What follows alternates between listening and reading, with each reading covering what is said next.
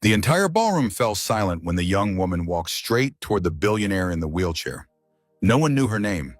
She wasn't wearing designer jewelry. She wasn't part of the wealthy circle filling the Grand Harbor Hotel that night. Just a single mother sitting at the last table with her 6-year-old son. But she did something no one else dared to do. She stopped in front of Ryan Holloway, the once powerful CEO whose life had collapsed after a devastating accident, leaned slightly closer and said the words that shocked the entire room. "Would you like to be my date tonight?" people whispered. Some laughed. Others waited for the awkward moment that would surely follow. But what happened next, no one expected. Within minutes, the loneliest man in the room was in the center of the dance floor, laughing for the first time in 2 years, and that single decision would change 3 lives forever.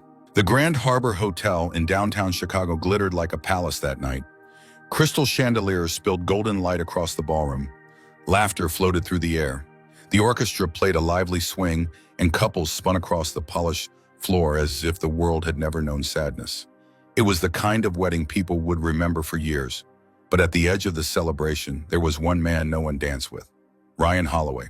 2 years ago, his name had been everywhere: business magazines, finance networks, investment forums. At just 34, Ryan was the brilliant founder of Holloway Ridge Capital, the youngest CEO to land on the cover of Fortune and Bloomberg in the same year. A man who once rode thoroughbred horses at charity galas. A man who once commanded billion-dollar deals with a single sentence. A man people used to follow. Tonight, he sat alone in a wheelchair.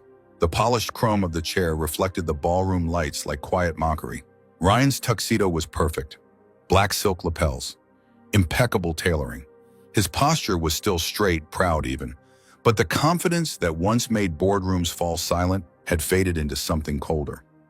Distance. His steel gray eyes moved across the room without really seeing anyone. 2 years earlier, a car accident on Lakeshore Drive had shattered more than bones. It shattered the life he knew. The doctors said the damage to his spine was severe. Walking again unlikely. His fiancée, Vanessa Cole, had held his hand in the hospital for exactly 3 days. On the 4th, she whispered through tears, "I'm sorry, Ryan. I can't live like this." The engagement ring he planned to give her never left the velvet box. Friends visited less. Business partners became careful. And eventually, the world that once revolved around him simply moved on. Ryan lifted the glass of champagne beside him, but didn't drink. Across the ballroom, laughter erupted as the bride Rachel Bennett twirled into her husband's arms. People clapped. Someone shouted for another dance. Ryan leaned back slightly in his chair, watching like a spectator behind invisible glass. He had once been the man people wanted at the center of every celebration. Now he was the man everyone politely avoided, not out of cruelty, but discomfort. The orchestra shifted to a slow romantic melody. Couples moved closer together. Even elderly guests shuffled onto the dance floor, smiling as if time had never touched them. Ryan felt something tighten in his chest. Love. That word used to feel natural. Now it felt like a language he had forgotten how to speak. He exhaled slowly. "Wrong place for a broken man," he murmured to himself. Then something unexpected cut through the polished atmosphere. Laughter. Not the polite, rehearsed laughter of wealthy guests. Real laughter. Bright. Unfiltered. Ryan's eyes drifted toward the far corner of the ballroom. At the very last table, the one closest to the exit doors, sat a young woman in a simple navy dress. Her hair was loosely tied back, a few strands falling around her face. No expensive jewelry, no glamorous makeup, just warmth. Beside her sat a small boy, maybe 6 years old, wearing a tiny suit that looked slightly too big for him. The boy had placed a napkin on his head, like a superhero cape. He stood on his chair dramatically. "I will protect the wedding cake from evil villains," he announced. The woman burst into laughter. Not embarrassed, not apologetic, just delighted. "Agent Noah," she said, playing along. "Your mission is to sit down before you fall." Ryan blinked. The sound of their laughter somehow softened the noise of the entire ballroom. He hadn't realized how long he had been staring. Then suddenly the boy pointed directly at him. "Mom," the child whispered loudly. Ryan froze. "That guy has the coolest chair ever." Several nearby guests turned their heads. Ryan's muscles tightened. He knew this moment. The whispers, the pity, the awkward glances. But something strange happened. The boy's eyes weren't filled with sympathy. They were shining with admiration. The woman followed her son's gaze. For a split second, her eyes met Ryan's. Warm brown eyes, clear, unafraid.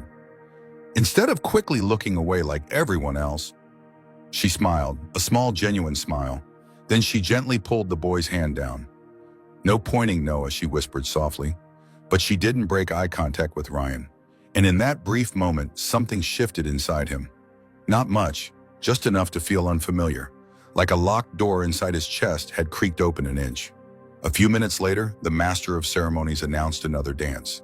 The ballroom erupted in applause. Music swelled, but Ryan remained where he was. Still, silent, invisible again. At the last table, the boy leaned toward his mother. "Mom?" Noah whispered, "Yeah, that man looks lonely." The woman glanced across the room again. This time she noticed more. The untouched champagne, the empty chairs around him, the way people walked past his table but never stopped. She recognized that look, the look of someone who didn't belong in the room anymore, because she had worn that same look herself once. 6 years earlier, standing alone behind a church curtain in a borrowed wedding dress, 8 months pregnant, while the groom walked away. Life had a strange sense of humor. Now here she was at another wedding, still sitting at the last table, still the outsider. She sighed softly. "Sometimes people just feel that way at parties," she told Noah. The boy frowned thoughtfully. Then he said something that made her blink. "But Mom, dancing doesn't need legs." She turned to him. "What do you mean you just need someone who wants to dance with you?" For a moment, the noise of the ballroom faded.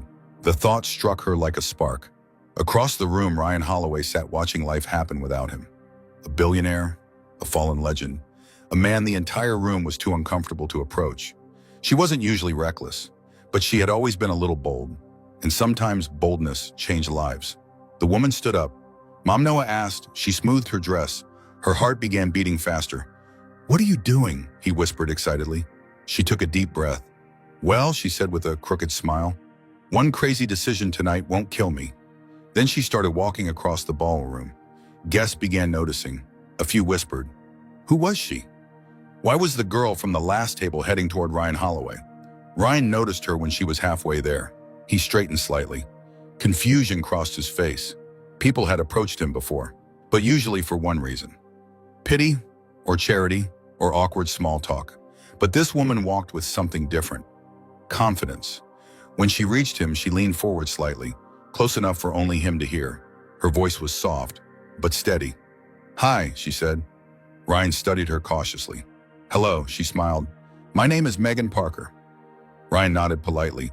Then she said something that made the entire night tilt off its axis. "Would you like to be my date tonight?" The ballroom seemed to fall silent. Ryan stared at her. He searched her eyes carefully, looking for the thing he hated most: pity. But he didn't find it. Instead, he saw something unexpected: mischief, hope, and a challenge. His voice came out rough. "You're joking." She tilted her head. "Maybe." Then she added with a playful shrug, "But if you say no, you'll ruin the best entrance I've had all night." Ryan blinked, and suddenly, for the first time in months, he laughed. A real laugh. Not polite, not forced, real. Guests across the room began whispering. Did Ryan Holloway just laugh? Megan stepped behind his wheelchair. Her hands rested lightly on the handles. "Well, Mr. Holloway," she said, "shall we make this party interesting?" Ryan felt something strange stirring inside his chest, something he thought had disappeared forever. Curiosity, hope, and maybe the beginning of something dangerous. He looked up at her, then toward the dance floor, then back at her again. "All right, Megan Parker," he said quietly. "Let's see what happens." And with that, the woman from the last table wheeled the loneliest man in the room straight into the center of the dance floor. No one in that ballroom could have guessed what would happen next, but one thing was certain: that single moment was about to change 3 lives forever. Now, I want to ask you something. If you were at that wedding, what would you have done? Would you have had the courage to walk across the room like Megan did? Or would you have stayed at your table like everyone else? And tell me honestly, do you think Ryan accepted her invitation because he was curious? Or because a part of him desperately needed someone to see him again? And one more question. What do you think is about to happen on that dance floor? For a moment, no one in the Grand Harbor Hotel ballroom seemed to breathe. Ryan Holloway, the man who had once dominated financial headlines on both sides of the Atlantic, was being pushed onto the dance floor by a woman almost no one recognized. Whispers rippled across the room. Is that Ryan Holloway? Who's the girl? Is she serious? Some guests leaned closer to see better. Others exchanged amused looks, assuming the moment would become awkward within seconds. Ryan heard none of it clearly. His heartbeat had suddenly grown louder than the orchestra. Megan Parker guided his wheelchair into the golden circle of light at the center of the dance floor. The polished floor reflected the chandeliers above them like liquid glass. She stopped the chair. Ryan glanced around. Every eye in the room was on them. His jaw tightened slightly. "You know," he said quietly, "this is the exact situation I've spent 2 years trying to avoid." Megan leaned closer so only he could hear. Being stared at, being pitied. Her eyes softened, but her smile didn't disappear. "Well," she said lightly, "good news." "What?" "They're not pitying you," Ryan raised an eyebrow. "They're trying to figure out what the heck I'm doing." He almost laughed again. Almost. The music changed. The orchestra slipped into a slower rhythm, a smooth jazz melody drifting through the ballroom. Megan gently turned the wheelchair toward the center. "All right," she said. "Now what?" Ryan gestured to his chair. "You're the dance expert." "I never said that. You dragged me out here." "Fair point." For a second, she studied the chair thoughtfully. Then something mischievous lit up in her eyes. "Oh," she whispered, "this could actually work." Ryan narrowed his eyes. "That sentence worries me." But before he could protest, Megan suddenly spun the wheelchair. Not violently, gracefully. The chair rolled in a smooth circle as her navy dress flared slightly around her legs. The crowd gasped. Ryan grabbed the armrest instinctively. "Are you trying to turn me into a race car?" "No," Megan said, laughing. "You're my dance partner." She pushed the chair forward, then pulled it back. Another spin. And suddenly something strange happened. Ryan realized he wasn't just sitting there. He was part of the dance. The rhythm of the music matched the motion of the wheels. Megan moved around him effortlessly, guiding the chair like it had always belonged on the floor. For 2 years, Ryan had watched life from the sidelines. Now he was inside it. Applause began to rise from the crowd, tentatively at first, then louder. People weren't whispering anymore. They were cheering. Megan leaned close again. "See," she said softly, "you can dance." Ryan shook his head in disbelief. "This is ridiculous." "And yet," she said, spinning him again, "you're smiling." He hadn't even noticed. But she was right. Across the ballroom, several guests had pulled out their phones. The scene was too unusual, too joyful. A billionaire in a wheelchair laughing on the dance floor. A stranger guiding him like this had always been the plan. And then a small voice shouted across the room, "Mom." Ryan turned. Noah Parker burst onto the dance floor like a tiny rocket. The napkin cape from earlier still flapped behind him. Mr. Noah said breathlessly, "I want to dance too." Megan groaned playfully. "Oh no," Ryan chuckled. "And what exactly do you plan to do, partner?" Noah marched behind the wheelchair and grabbed the handles beside Megan. "I'll help drive." The entire ballroom erupted in laughter. Megan looked at Ryan with mock seriousness. "Well, Mr. Holloway, looks like we've got a co-pilot." Ryan felt a laugh escape him again, this one deeper, stronger. "All right, kid," he said, "let's see what you've got." The music picked up energy, and suddenly the dance floor turned into something unforgettable. Megan guided the chair. Noah pushed with dramatic vroom sound effects. Ryan leaned slightly with the motion playing along despite himself. Guests clapped to the rhythm. Children cheered. Even the bride and groom had stopped dancing to watch. But something more powerful was happening beneath the laughter. For the first time since the accident, Ryan didn't feel like the tragic centerpiece of a room. He felt like a person, a man, someone capable of bringing joy to others. Megan wasn't treating him like a fragile story. She was treating him like a partner. The music soared toward its final crescendo. Megan spun the wheelchair one last time and then stopped, dramatically. Noah raised both arms. "Ta-da!" The ballroom exploded into applause. Not polite applause, thunder. Ryan looked around in disbelief. Hundreds of people were standing, clapping, smiling. He swallowed hard.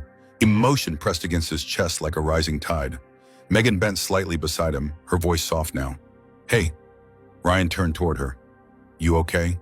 He nodded slowly. "I forgot what this felt like. What being alive." Her expression softened. "You never stopped being alive, Ryan. You just stopped letting yourself live." Those words settled between them quietly. Before he could respond, Noah tugged Megan's sleeve. "Mom." "Yeah, I'm hungry." Ryan laughed again. "Perfect timing." Megan sighed dramatically. "Agent Noah requires cake immediately." Ryan glanced toward the ballroom doors leading to the garden outside. "Actually, I could use some air." "Then air it is," Megan said. The three of them slipped quietly out of the ballroom. The sudden silence outside felt almost magical. String lights hung across the garden trees, glowing softly against the Chicago night sky. A gentle breeze carried the scent of flowers. Inside, the party still roared. Out here, the world slowed down. Megan pushed Ryan along the stone path while Noah chased fireflies across the lawn. For a while, none of them spoke. Then Ryan broke the silence. "Why did you do that?" Megan tilted her head. "Do what? Walk up to me?" She thought for a moment. "Honestly, yeah. You looked like someone who had forgotten how to laugh."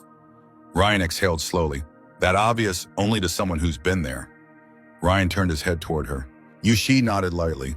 6 years ago, I was supposed to be the bride at a wedding." Ryan's eyebrows lifted slightly. "What happened?"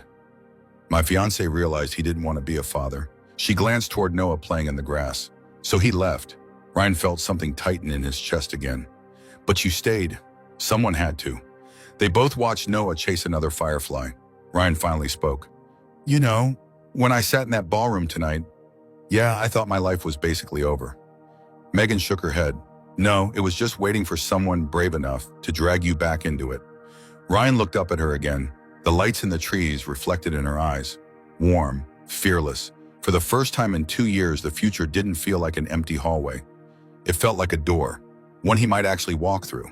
He smiled quietly. "Megan Parker, yes, you may have just caused a very dangerous chain reaction." She laughed. "Oh, really? Yeah." "What kind?" Ryan glanced toward Noah, then back at her. "The kind where I might start believing life still has surprises left." The next morning, Chicago woke up under a pale gray sky. Traffic roared along Michigan Avenue, coffee shops filled with commuters. The city moved with its usual restless energy. But inside a quiet penthouse overlooking Lake Michigan, Ryan Holloway sat motionless in front of a glowing tablet screen. His assistant, Tyler Brooks, stood nearby, holding a phone. "You might want to brace yourself," Tyler said carefully. Ryan didn't answer at first. He already knew something was wrong. The screen in front of him was filled with headlines. Every single one carried the same photo. Ryan, laughing, on the dance floor. Megan beside him. Noah pushing the wheelchair behind them with his superhero napkin cape flying. But the captions beneath the photo twisted the moment into something ugly. "Billionaire in wheelchair pitied by single mom at luxury wedding as she after his money." The strange charity case of Ryan Holloway. Ryan's fingers tightened around the edge of the tablet. His jaw hardened. Tyler exhaled slowly. "The story spread overnight," he said. Every outlet picked it up. Ryan kept staring at the image. The moment that had felt like freedom the night before now looked like something else entirely. A spectacle, a joke, a pity story. Exactly what he feared. His voice dropped. "Did they drag Megan into it?" Tyler hesitated. "Some articles mention her." Ryan's chest tightened. "And the kid?" They blurred his face. "Mostly." Ryan closed his eyes. A familiar cold feeling crept back into his chest, the same one that had followed him since the accident. The world didn't allow moments like last night to remain simple. Everything had to become a headline, a story, a rumor, a weapon. Ryan placed the tablet down slowly. "I should never have let that happen." Tyler frowned. "Let what happen?" "Let them get close to me." Tyler's voice sharpened. "Ryan, that woman made you laugh for the first time in 2 years." Ryan wheeled toward the window. The Chicago skyline stretched endlessly below. That's exactly the problem. Meanwhile, across town, Megan Parker was tying her apron at the small cafe on Willow Creek Avenue. The cafe smelled like fresh espresso and cinnamon pastries. Noah sat at a small table coloring superheroes while sipping hot chocolate. The morning rush had already started. Megan moved behind the counter, greeting customers with her usual warm smile. But today, something felt different. People were whispering. 2 college students near the window kept glancing at their phones, then at her. One of them leaned closer to the other and whispered something. Then they both looked again. Megan frowned slightly. "Morning latte," she asked one customer.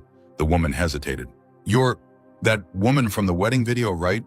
Megan blinked. "What video?" The woman turned her phone around, and suddenly Megan saw it. The same photo. Ryan laughing. Noah pushing the wheelchair. Herself standing beside him. Thousands of comments underneath. Some kind, some cruel, some accusing. Megan felt her stomach drop. "Oh," she murmured quietly. Behind her, Noah looked up from his drawing. "Mom." Megan forced a smile. "It's nothing, sweetheart." But the cafe had already erupted in curiosity. "Did you really ask a billionaire to be your date?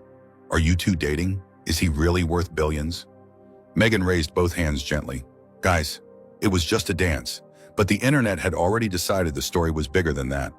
Across the city, Ryan's phone buzzed. It was Megan. He stared at the screen, his chest tightened. Tyler watched him carefully. "You should answer." Ryan's thumb hovered over the screen, then he pressed decline. Tyler stared. Seriously, Ryan's voice was low. "They'll destroy her." "Ryan, they already are." He looked down again. "If I keep seeing her, they'll say she's chasing money." Tyler folded his arms. "So your solution is to hurt her instead?" Ryan didn't answer. That afternoon, Megan tried calling again. This time, Ryan picked up. "Hi," she said softly. Ryan's voice sounded distant. "Megan, you saw the headlines." "Yes." There was a pause. "Well, they're ridiculous," she said lightly. Ryan didn't laugh. "They're dangerous, Ryan. I've survived worse things than gossip. You don't understand." "Then explain." Ryan's voice turned colder. "We shouldn't see each other again." The words landed like a slap. Silence filled the phone. Finally, Megan said quietly, "Wow." Ryan closed his eyes. "This is better for you." "For me?" "Yes, so you get to decide what's better for me now." Ryan gripped the wheel of his chair. "You deserve a normal life." "I have a normal life." "No, you don't," he said sharply. "Not if you're connected to me." Megan's voice dropped. "Be honest, Ryan. What are you protecting me or protecting yourself?" Ryan didn't answer because the truth was brutal. He was terrified. Terrified that she might leave like everyone else. And if she left after he let himself care again, it would break him. That night, Megan showed up at his penthouse. Tyler opened the door and stepped aside silently. Ryan sat near the window again. When Megan walked in, her eyes were blazing. "You're really good at pushing people away," she said. Ryan didn't turn. "You shouldn't be here." Too late, she walked closer. "Look at me." He didn't. "Ryan." Slowly he turned. Her eyes were bright with anger and hurt. "You think I came into your life because you're rich? No. You think I pity you? No. Then what exactly are you so afraid of?" Ryan's voice cracked slightly. "That you'll leave." The words hung in the air. Megan's expression softened instantly. "Oh, Ryan." He looked down. "Everyone leaves eventually." She stepped closer. "Not everyone." Ryan shook his head. "You say that now. And you're trying to prove yourself right by pushing me away." First, Ryan didn't respond because she had nailed it. Megan knelt beside his wheelchair. Her voice softened. "I didn't walk across that ballroom because I felt sorry for you." Ryan looked up slowly. "I walked across that room because you looked like someone who needed to remember he still mattered." Her hand rested lightly on his. "And you do." Ryan's throat tightened. The armor he had built over 2 years was cracking. And suddenly he realized something terrifying. He wanted her to stay, more than anything.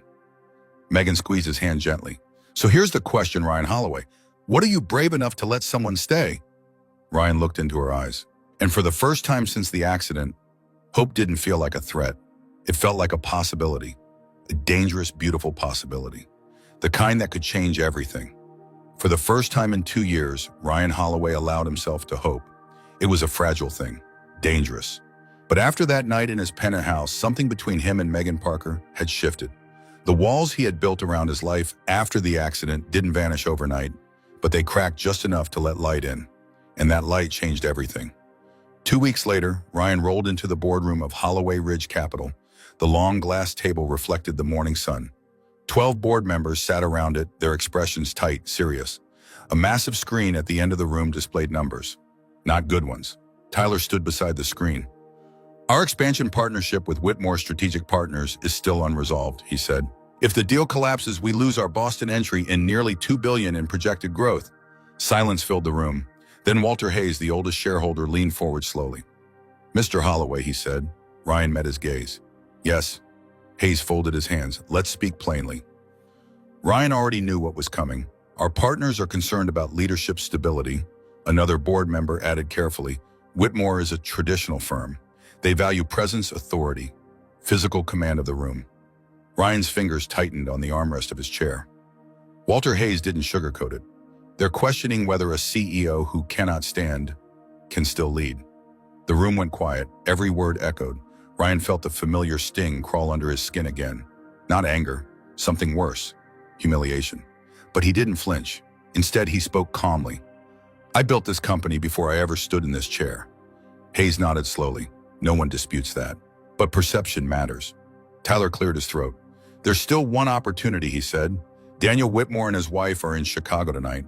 They agreed to a private dinner before making their final decision. All eyes turned to Ryan.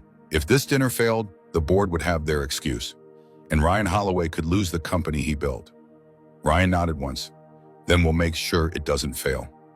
That evening, Lakefront Grill House overlooked the dark waters of Lake Michigan.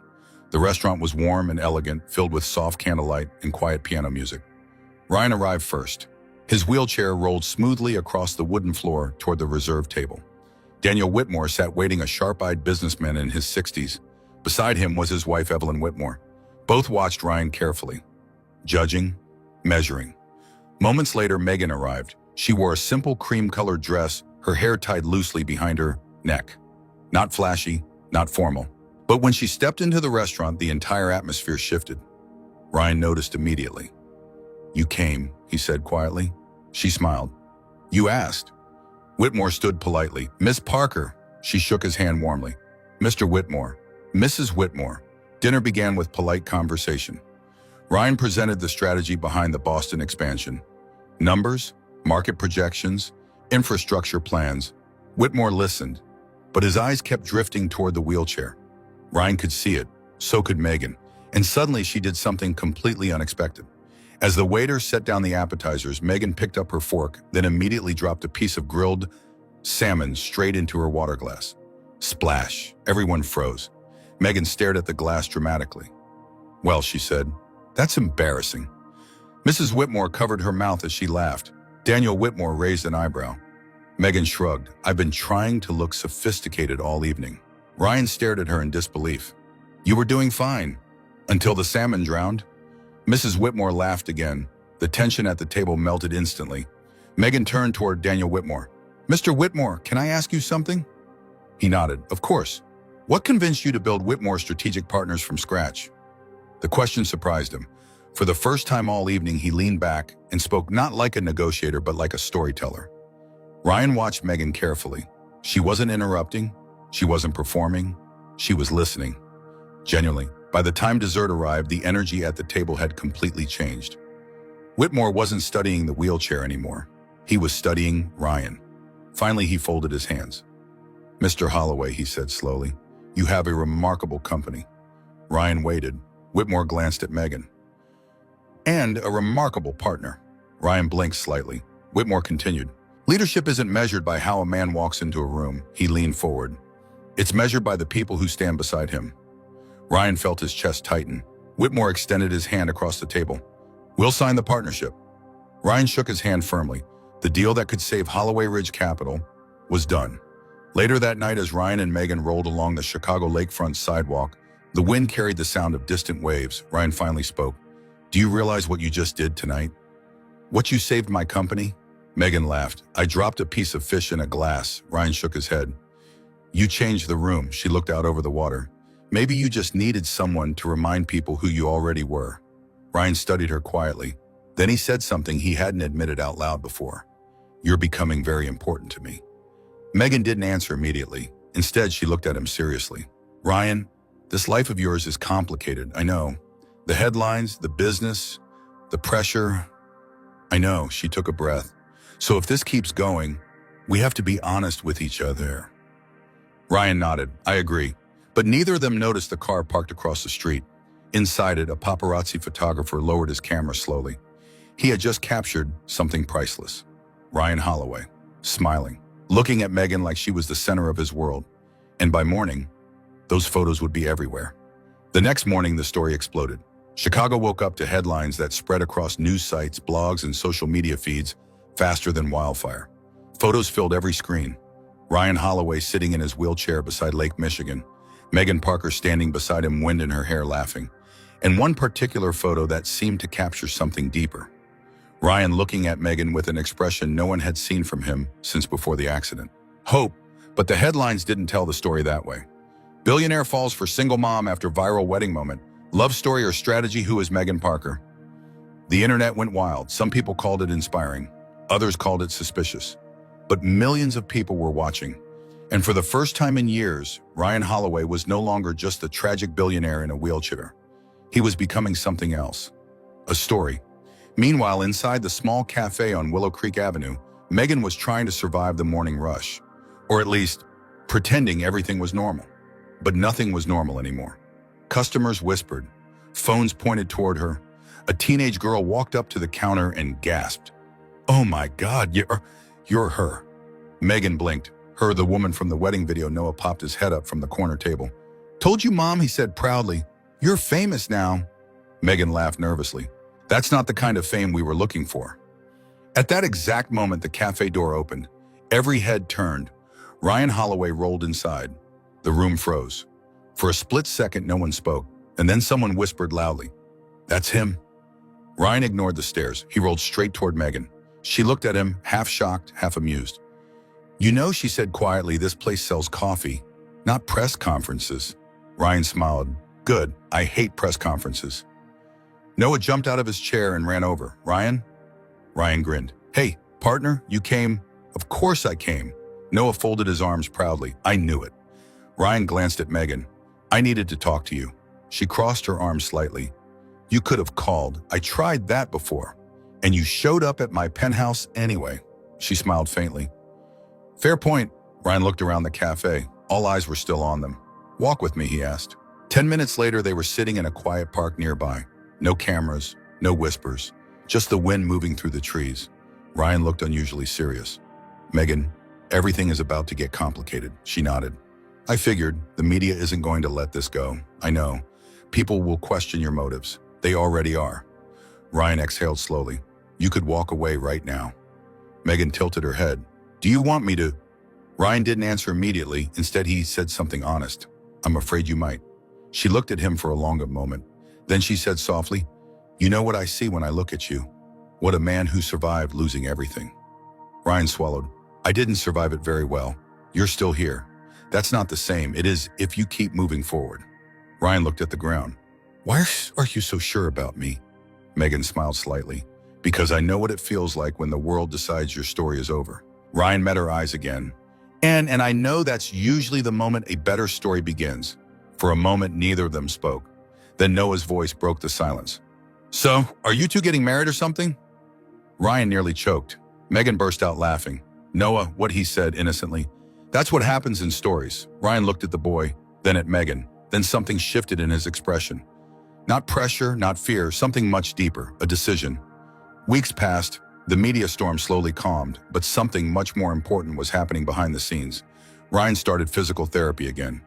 Not because doctors promised miracles, but because Megan never let him give up. Some days he failed, some days he fell. One afternoon during a brutal therapy session, Ryan collapsed onto the floor in frustration. "I can't do this," he shouted. Dr. Caleb Foster moved towards him, but Megan reached him first. She knelt beside him, holding him tightly. "If you spend the rest of your life in that chair," she whispered. "I'm still here." Ryan froze. "But if you want to stand again," she continued, tears in her eyes, "then we'll fight for it together." Something inside Ryan cracked open. Not weakness, something stronger. Trust. Months later, the Grand Harbor Hotel hosted a massive charity gala for children's hospitals. Ryan Holloway stepped onto the stage. Hundreds of guests filled the ballroom. Cameras flashed. But tonight felt different. Megan and Noah sat in the front row. Ryan looked at them before speaking. "There was a time I believed my life ended the night of my accident," he told the audience. "But someone reminded me that life doesn't end when you fall." He paused. "It begins again when someone helps you stand." The crowd applauded, then Noah ran onto the stage unexpectedly. Ryan laughed. The boy grabbed the microphone. "Hi, everybody." The room erupted with laughter. "This is Ryan," Noah said proudly. "He's my hero." Ryan's throat tightened. He placed a hand on the boy's shoulder. Then he looked at Megan. Right there in front of everyone, Ryan rolled closer to her table. "Megan Parker," he said softly. She looked up surprised. "The first time we met, you asked me to be your date," she smiled. "I remember." Ryan took a breath. "Well, I'd like to upgrade that offer." The entire room went silent. "Would you be my partner for life?" Gapes filled the ballroom. Megan's eyes filled with tears. She laughed through them. "Yes." The room exploded into applause. Noah jumped up and down. "I knew it," he shouted. Later that night, fireworks lit up the Chicago skyline. Ryan, Megan, and Noah stood together on the terrace. Ryan leaned slightly on a pair of crutches. Not walking perfectly yet, but standing. And sometimes, standing is enough. Ryan whispered to Megan, "You didn't just help me stand." She squeezed his hand. You helped me believe in love again. And under the lights of the city that once felt so cold, three lives began a brand new chapter. Now I want to hear from you. What did you think about this story? Did it touch your heart? Do you believe Megan and Ryan's love story proves that sometimes one small moment can change an entire life? If you enjoyed this story, comment the number 100 in the comments so we know you watched until the end. And tell us something interesting. Which country are you watching from right now? We love seeing viewers from all around the world. If this story moved you even a little, please share this video with someone who might need a reminder that hope can appear when we least expect it. Sometimes, all it takes is one brave person walking across the room.